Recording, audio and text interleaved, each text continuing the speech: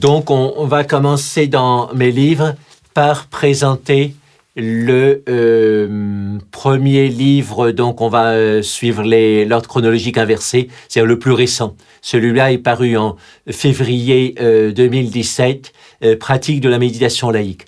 Donc, la série de mes derniers livres est publiée aux éditions du Relier. C'est les éditions faites par Marc de Smet. Et donc, Marc de Smet, ça fait 50 ans qu'il est dans l'édition de livres spirituels, en particulier spiritualité orientale ou spiritualité chrétienne, on pourrait dire libérale. Et donc, ce premier livre, Pratique de la méditation laïque, c'est une idée que j'avais depuis longtemps. Et donc, les religions, de temps en temps, se bagarrent très fort. Et puis, il y a des remises en question à la fois historiques des religions. Et puis, les croyances en un Dieu créateur sont quand même pas mal battues en brèche par toute la science du Big Bang, de l'évolution. Et donc, ça ne veut pas dire qu'il faille jeter le bébé avec l'eau du bain. Et donc, il y a des pratiques dans les religions qui marchent et qui sont communes à toutes les religions. Et on peut les reprendre et elles peuvent servir à ce moment-là, dégager quand même d'un côté dogmatique pour tous. Et donc, il faut distinguer les méditations qui sont reliées complètement à une croyance et puis celles qui peuvent marcher pour tous. Et donc, c'est un peu ce que je fais dans mon livre. Donc, je parle aussi beaucoup de neurosciences, en particulier quand la méditation peut stimuler le système parasympathique et couper à ce moment-là la racine du stress. Donc, c'est très important pour notre société actuelle. Moi-même, donc, j'ai travaillé assez tôt en hôpital psychiatrique. J'ai été aussi enseigner la méditation en prison, un petit peu dans les écoles, et j'ai eu régulièrement des publics variés. Certains croient en Dieu, d'autres pas. Certains suivent une religion strictement, d'autres non. Et il faut que je m'adapte. Et pour ça, cette notion de méditation laïque, c'est quelque chose que je pratique et que j'enseigne maintenant depuis 40 ans. Donc, voici un livre qui est paru en avril 2017. Donc, c'est la guide manuel de méditation laïque. Ça a été écrit par un bon ami, Louis Genet, qui est avocat de son métier à Liège. Il est avocat en fin de carrière, il s'est passionné pour la méditation. Il est venu souvent à mes stages et il a décidé de mettre par écrit les méditations que je fais par oral. Et donc, les 2/3 du livre, la moitié ou les 2/3 du livre, sont mes méditations transcrites. Et puis lui-même a fait une introduction pour expliquer ce que c'était que la méditation laïque. Donc, ça fait un bon livre pratique et qui complète bien des méditations que j'ai mis en ligne. Donc, sur mon site, vous trouverez par exemple 30 dossiers audio d'1 heure environ qui représentent 10 jours d'enseignement, un stage de méditation que j'ai fait dans le sud de l'Inde. Je m'apprête à mettre beaucoup plus de méditations en ligne. Voilà, la particularité de mes méditations en ligne, c'est qu'elles sont plus longues. Souvent, on trouve 5 minutes, 10 minutes, un quart d'heure, mais moi, j'aime bien faire des méditations d'1 heure et demie, d'une heure et demie, pour qu'on ait vraiment le temps de rentrer dans un état différent. Voici donc un livre qui est paru en 2014, Guérir l'anxiété. Et donc, j'ai écrit ça en collaboration avec Michel Coqui, qui est psychothérapeute d'inspiration psychanalytique avec 40 ans d'expérience. Elle travaille sur la côte d'Azur, où elle habite depuis l'âge de 12 ans. Et donc, elle est venue en Inde dans mes voyages en 1995. Et depuis 20 ans, donc, elle a beaucoup étudié mes livres et on parle de sa pratique aussi clinique. Et donc, on a trouvé qu'on se complétait bien pour ce livre, elle avec 40 ans de pratique au quotidien et moi-même plus dans la méditation en Inde et dans une recherche spirituelle directement. Et donc, l'anxiété, c'est un grand sujet, c'est relié au stress, c'est relié aussi à la dépression. Beaucoup de dépressions sont anxieuses. Quand on a une anxiété chronique, ça nous pompe notre énergie. Et à ce moment-là, donc, on a du mal à l'avoir pour faire des choses et on tombe dans la dépression, comme on dit aussi le burn-out. Et donc, je parle de tous ces sujets dans ce livre et j'essaie de dire ce que les traditions spirituelles, en particulier donc le Vedanta en Inde, le yoga et la méditation bouddhiste peuvent conseiller pour sortir de cette anxiété. Et je donne aussi la neurophysiologie de l'anxiété, comment est-ce que la méditation peut agir sur des points précis qui déclenchent l'anxiété. Et donc, ça fait une synthèse. Je parle aussi du rôle de la méditation sur la lumière pour explorer nos recoins obscurs. Voilà, donc il y a des sujets qui sont assez variés autour de ces thèmes de l'anxiété. Il y a aussi un CD d'1 heure où j'explique des choses un peu générales sur l'anxiété, puis ensuite on passe à une pratique de méditation guidée. Bon, mais ce CD représente peu par rapport à ce qu'il y a sur mon site. Comme je vous dis, il y a déjà 30 heures de méditation guidée sur mon site et je vais en mettre beaucoup plus sous forme de liens, etc. Donc ici, j'ai un des livres avec Guérir l'anxiété qui représente bien d'un travail clinique que j'ai fait ou sur de la clinique, la faim du vide, donc ce sont les troubles du comportement alimentaire et en particulier donc l'anorexie. Donc hier même, j'ai fait une conférence à l'hôpital Mère-Enfant de Lyon pour le pôle des troubles de comportement alimentaire sur l'enfant et l'adolescent. Et effectivement, donc l'anorexie, on pourrait dire c'est la plus bête des maladies parce que pour la guérir, suffirait de manger. Et l'obésité est une maladie bête aussi parce que pour la guérir, suffirait de manger moins. Mais malheureusement, on a déjà du mal à guérir l'anorexie et l'obésité, malgré toutes les recherches, etc. À part la chirurgie, on peut pas faire grand-chose. Hein. Les gens qui ont décidé d'être obèses continuent à l'être malgré toute la psychothérapie, etc. Donc, ça peut être décourageant pour les médecins, mais en même temps, ce sont des véritables maladies qui mettent la vie en jeu. 10% des anorexiques meurent de leur maladie. C'est la 3e cause de mort de maladie après le diabète et l'asthme chez l'adolescent et l'adolescente. Donc, c'est important de faire des choses là-bas. Et je me suis dit que la compréhension purement psychologique de l'anorexie était insuffisante parce que souvent chez l'anorexique, il y a un besoin de se dépasser. À l'adolescence, on est idéaliste, on a besoin de se dépasser. Et si c'est bien conduit, bien mené, ça peut mener à une véritable évolution spirituelle. Pour être très bref, l'anorexique a une stimulation due au jeûne des endorphines et à cause de ça, donc il a des états intérieurs qui sont comme des états méditatifs, sauf que la manière de la provoquer est trop physique et risque de faire du mal au corps à long terme si il ou elle pousse l'abstention alimentaire. Donc l'idée, c'est de dire les états auxquels tu aspires sont bien, mais il y a d'autres manières de le faire que par le jeûne, c'est-à-dire par la méditation régulière et par la respiration en particulier. Donc il y a un grand travail à faire et je sais qu'hier, il y a la psychomotricienne du pôle de référence donc sur les troubles du comportement alimentaire de Lyon, qui était très contente de ce travail, qui a pris mon livre et qui a envie de travailler dans ce sens-là, parce que tout ce que je disais, c'était des choses aussi qu'elle sentait et qu'elle essayait de faire avec ses patients anorexiques ou obèses. Ici, il y a un livre que j'aime bien, il date de 2016, mais je continue à penser ce que j'ai dit dedans. Je l'ai pas révisé parce que bon, il y a d'autres livres qui se sont qui ont augmenté ce qui était dit dedans. Donc c'est Soigner son âme, méditation et psychologie. Donc l'idée, c'est que la méditation a un impact sur différents niveaux de l'être humain. Et après une longue introduction où je parle de psychologie spirituelle et de l'importance de la méditation au centre de la psychologie spirituelle, j'essaie de développer donc systématiquement l'impact de la méditation, donc déjà sur les phénomènes corporels, par exemple sur le sommeil. On s'aperçoit que le sommeil est très important pour l'équilibre physique et psychique. Qu'est-ce que le rêve, l'imagerie mentale, l'imaginaire, l'énergie. Est-ce qu'il y a un lien entre méditation et prise de substance? Je fais un chapitre là-dessus. Comment est-ce que la méditation peut développer notre poésie aussi, notre sens poétique, notre imaginaire. Et puis finalement, j'arrive à des qualités proprement spirituelles comme la joie intérieure et finalement la conscience. Et donc, ça fait le détachement aussi, qui est une qualité spirituelle qui peut résoudre bien des problèmes psychospirituels. Donc, ça fait un bel ensemble. Les gens sont fidèles à ce livre et après 21 ans après sa publication, ils continuent à partir régulièrement. C'est un livre qui donne une présentation générale des choses et quand les gens me demandent quel est le premier livre de ma série à lire sur la méditation, je leur conseille celui-là. Il est en poche chez Albin Michel. Là, il y a un livre que je n'ai pas sous la main, qui est paru, si je me souviens bien, en 2011, Ouvrir nos canaux d'énergie par la méditation.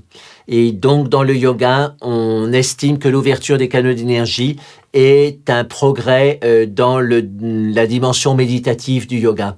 Mon maître spirituel, donc Swami Vivekananda, qui a été pendant 10 ans médecin généraliste près de Marseille, ensuite est parti en Inde, a beaucoup travaillé. Il a passé 18 ans en solitude, dont 8 ans dans un ermitage de l'Himalaya d'Olchina, où je vais moi-même dès que j'ai un peu de temps. Et là, je vais prendre de nouveau un an pour être plus en ermitage. Et donc, Swami Vivekananda parlait au moins 2 fois par semaine de l'ouverture des canaux d'énergie. Mais donc, lui donnait une énergie pour la pratique, mais ne rentrait pas dans les détails plus théoriques et traditionnels. Et donc, je me suis dit, pour les Occidentaux qui aiment bien quand même savoir y mettre les pieds, c'était bien d'écrire. Alors, donc, j'ai écrit là-dessus. Ça a pris la forme d'un livre de 400 pages que Marc de Smet a eu l'amabilité de publier, parce que un sujet comme ça, ouvrir nos canaux d'énergie, c'est pas quand même un sujet populaire et qui ressort à première vue. Mais en tous les cas, le livre intéresse les gens et donc continue à être vendu après 6 ans. C'est pas un livre de mode, hein, c'est un livre profond. Et donc, je mets ensemble la tradition et les neurosciences. Et donc, il y a beaucoup de manières de faire ce lien. Une seule expérience, on ne va pas rentrer dans le détail dans cette présentation brève, on demande à des gens qu'on enregistre avec l'électroencéphalogramme et qui savent rentrer en méditation profonde de appuyer sur un bouton quand ils rentrent en méditation profonde. Et on s'aperçoit qu'ils synchronisent leurs hémisphères cérébraux. Et qu'est-ce que ça veut dire? Ça veut dire qu'ils ont une conscience équivalente la moitié gauche et la moitié droite de leur corps.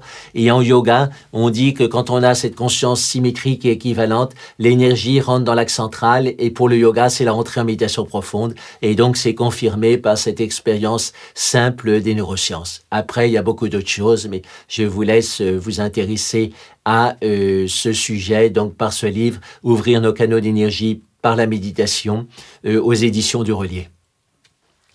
Alors maintenant, donc, puisque j'ai parlé d'ouvrir nos canaux d'énergie par la méditation, je vous présente le mariage intérieur. Donc c'est paru en 2001, j'ai écrit ça en ermitage à Dolchina, sur une crête de colline d'où on voit la frontière du Tibet et la frontière du Népal, et d'où on voit le sommet de l'Inde aussi. Et j'ai écrit ça à l'ancienne, à la manière des scripts des Égyptiens, c'est-à-dire j'étais assis en tailleur et j'avais une petite planchette pour supporter mes livres, et j'ai tout écrit à la main. Ensuite, j'ai mis 1 an à tout retaper parce que c'est un livre de 450 pages et j'avais pas le temps de retaper. Alors après, je me suis modernisé et pour le suivant, 1 an plus tard, La mystique du silence, j'ai pris un logiciel de reconnaissance vocale et ça gagne quand même du temps. Mais c'est vrai que ça a du charme d'écrire à l'ancienne, directement un manuscrit, on peut se reprendre, se raturer, etc. Et donc, j'ai fait ça pour le mariage intérieur. Alors, le sujet, c'est aussi l'ouverture des canaux d'énergie que j'ai développé donc 10 ans plus tard, vers 2011, avec Ouvrir nos canaux d'énergie par la méditation. Mais autant Ouvrir nos canaux d'énergie par la méditation fait le rapport entre la méditation et les neurosciences, autant le mariage intérieur reste principalement au niveau de la mystique comparée. Donc, l'ouverture des canaux d'énergie, c'est surtout le yoga hindou ou tibétain, mais je me suis aperçu que dans la mystique chrétienne, dans la mystique soufie, dans la Kabbale, il y avait aussi beaucoup d'allusions à ces canaux d'énergie. Ils appellent ça les tsinoroth en hébreu. Et simplement, il fallait comprendre les symboles, les images qui étaient différentes. Et donc, mon travail, c'est l'analyse de ces symboles, de montrer qu'il y a une même structure énergétique, c'est-à-dire un canal central et 2 canaux latéraux. Les canaux latéraux montent des hanches vers le 3e œil. Et donc, on retrouve ça dans les différentes traditions mystiques. Et aussi, particularité de ce livre qui fait 450 pages, c'est un commentaire mot après mot, verset après verset, des 8 chapitres du Cantique des Cantiques. Hein, c'est une tradition médiévale de commenter le Cantique des Cantiques mot à mot, et je l'ai reprise. Hein, mais je crois qu'au XXe siècle, je suis la seule personne qui a fait un commentaire mot à mot du Cantique des Cantiques. Et l'intérêt, c'est que c'est un jeu sur le symbolisme qui est très intéressant. Alors, il faut avoir une souplesse symbolique, mais quand on l'a, on peut sortir quelque chose de tous les mots du Cantique des Cantiques. Ici, un livre que j'ai été content de publier donc en 2007, d'abord en grand format et ensuite le relié et l'a repris sous forme de livre de poche. Et donc l'Inde intérieure. Au fait, c'est 20 ans d'articles sur l'Inde.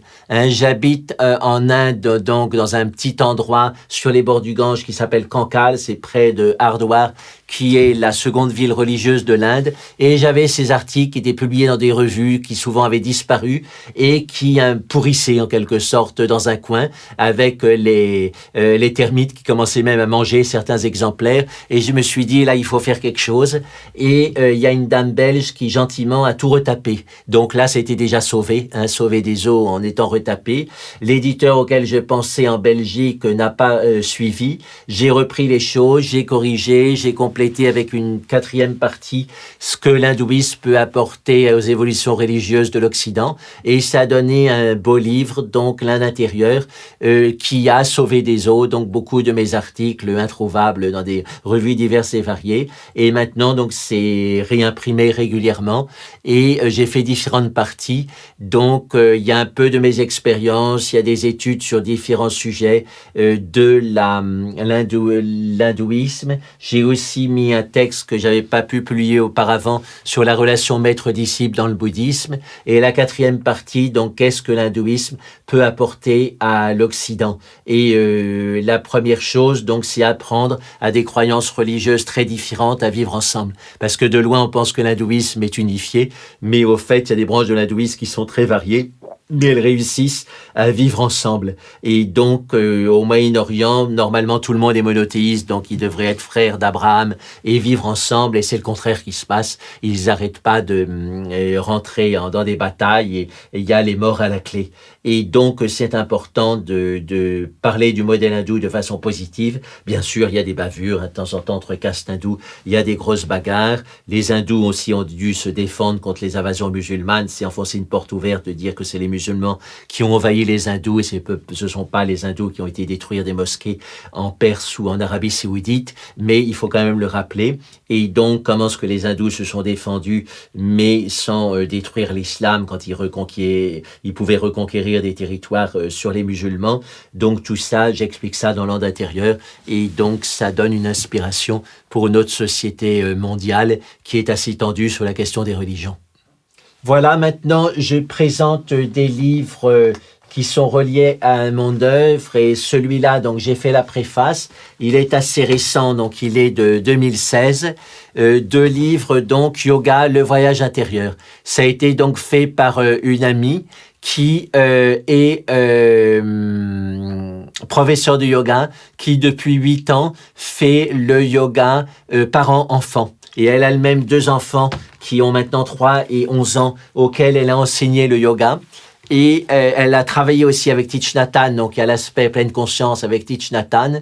Elle a fait faire des belles illustrations, et ça donne un livre qui marche très bien, qui a fait peur aux éditeurs parce qu'il était un peu cher avec son format de coffret et de coffret et de cartes pour chaque posture, mais qui au fait plaît aux gens qui l'achètent. Et donc elle en est à 2000 exemplaires qu'elle a édité elle-même, et je le distribue aussi dans mes conférences parce que c'est important de semer la graine du yoga très tôt avec les enfants. C'est un peu spécial, donc il faut une pédagogie un peu spéciale. Elle explique tout ça, donc je conseille ça aux parents qui ont des enfants en bas âge ou aux grands-parents qui veulent faire un cadeau à leurs enfants qui ont des enfants en bas âge. Et donc on peut se le procurer à Grenoble, donc sur un site www.r-o comme les 2 éléments, donc .net.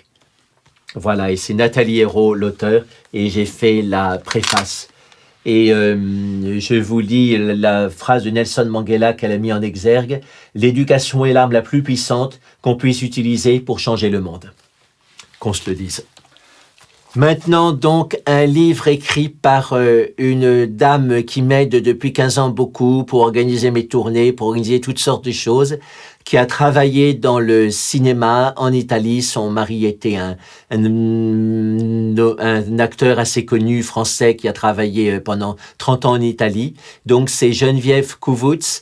et elle est aussi une bonne dessinatrice. Là, c'est un portrait qu'elle a fait de mon maître Swami Vijayananda. Et mon maître lui a donné un nom indien, Mahajyoti, c'est-à-dire grande lumière, qu'on peut interpréter aussi comme lumière aînée, parce que maintenant, donc c'est une dame à la retraite qui a la sagesse de l'expérience et d'une longue pratique spirituelle. Et donc, elle a fait des poèmes sur les voyages en Inde qu'elle a fait avec moi. Elle est venue avec un groupe à mon ermitage et elle rend de manière très vivante et humoristique, mais avec profondeur aussi, tout ce milieu de l'Inde où j'ai vécu, où elle a vécu aussi. Et elle parle aussi très bien de mon maître dans ses poèmes. Et donc, c'est un livre que j'aime distribuer à la fin de mes conférences. Maintenant, après le décès de mon maître en 2010 à l'âge respectable de 95 ans, je me suis rapproché d'une Anglaise qui a eu un itinéraire parallèle à celui de mon maître, mais 25 ans plus jeune. Elle aussi est venue à l'âge de jeune en Inde et il y est depuis 50 ans. Et elle est devenue non-bouddhiste, c'est Tenzin Palmo.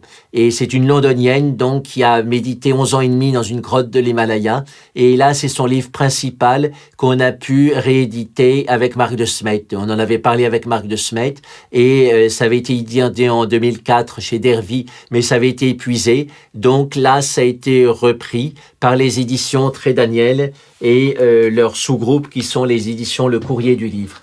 Et donc, elle est dans la grande tradition de Milarepa et c'est en elle-même un monument, je dirais, historique vivant de la transition du bouddhisme de l'Orient vers l'Occident.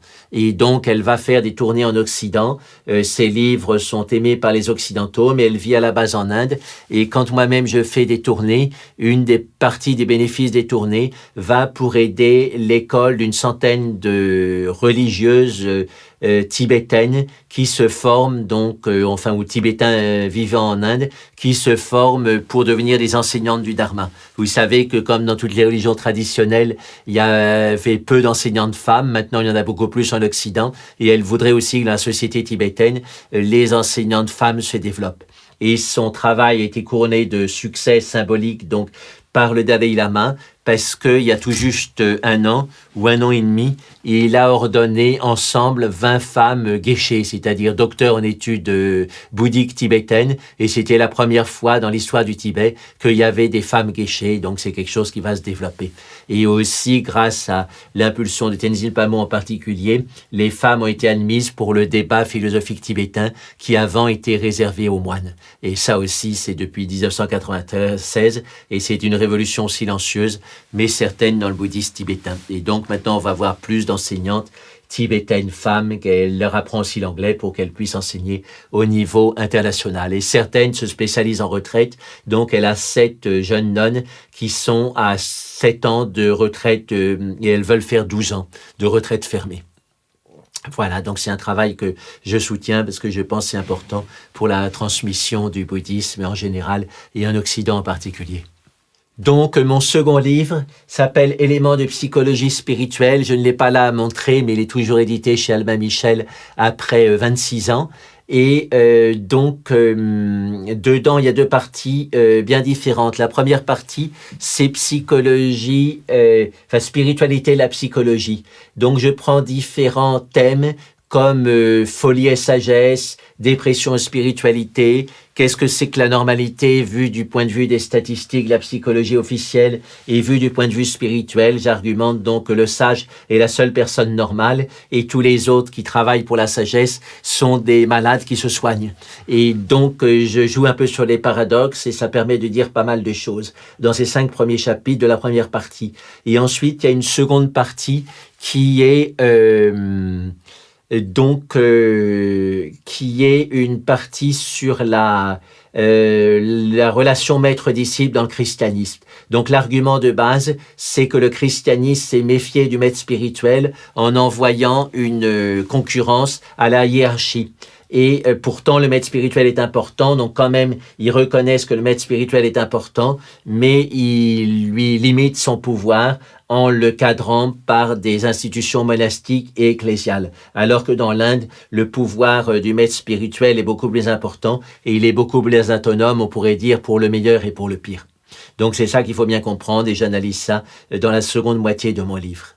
Alors, maintenant, je vais vous parler de mon premier livre, Le Maître et le Thérapeute, pour lequel j'ai eu une bourse de la Maison des Sciences de l'Homme et du ministère des Affaires étrangères. C'est ce qui m'a permis de passer 4 ans en Inde à la fin de mes études de psychiatrie, de me familiariser avec la tradition hindoue et de commencer à travailler sérieusement avec mon maître Swami Vijayananda. Et donc le thème est simple, une analyse de la présentation et analyse de la relation gourou-disciple en Inde.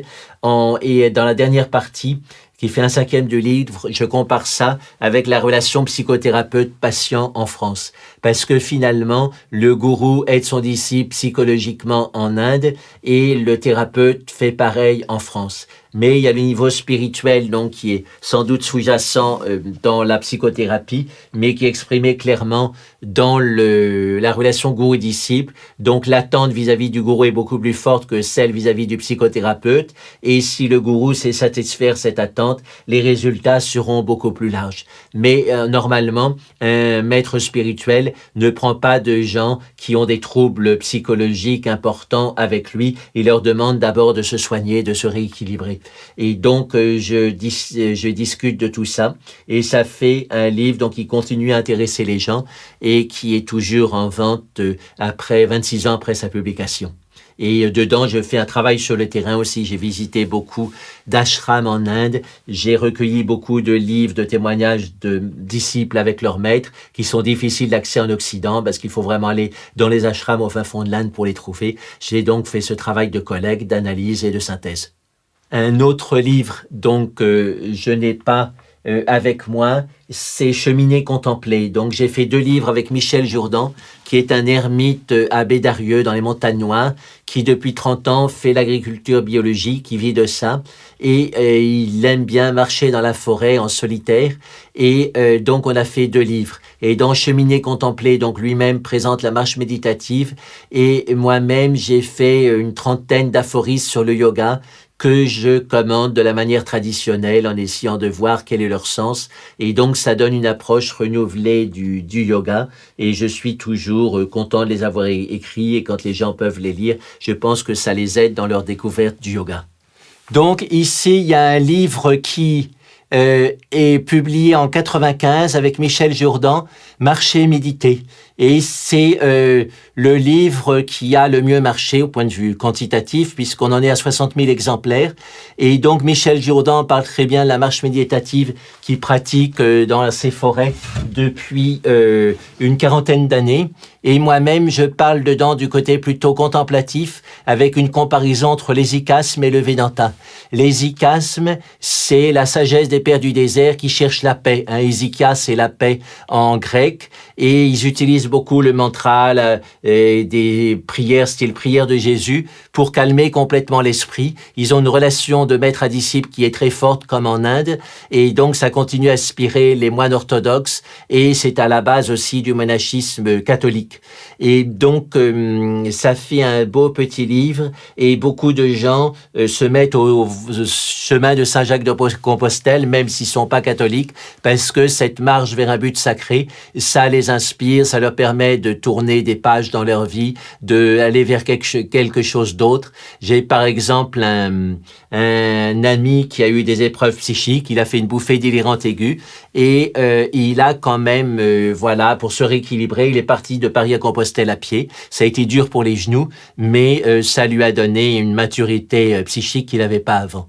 Donc, la marche méditative est importante. Alors, paradoxalement, c'est dans mon dernier livre pratique de la méditation laïque que moi-même je fais 2 chapitres, 2 grands chapitres sur la marche méditative, en m'inspirant donc de la tradition bouddhiste où la marche méditative est très en avant, en parlant aussi des avantages neurophysiologiques de la marche avec production d'ocytocine qui calme le système parasympathique et d'endorphine qui donne la joie de vivre et la concentration. Donc, et je parle de l'importance de marcher avec une maîtrise du mental, par exemple en récitant une formule positive pour son évolution psychique. Donc tout ça est important et quand on réussit pas à rester assis tranquille en méditation, on peut toujours marcher avec l'esprit le plus focalisé possible et on en aura les bénéfices.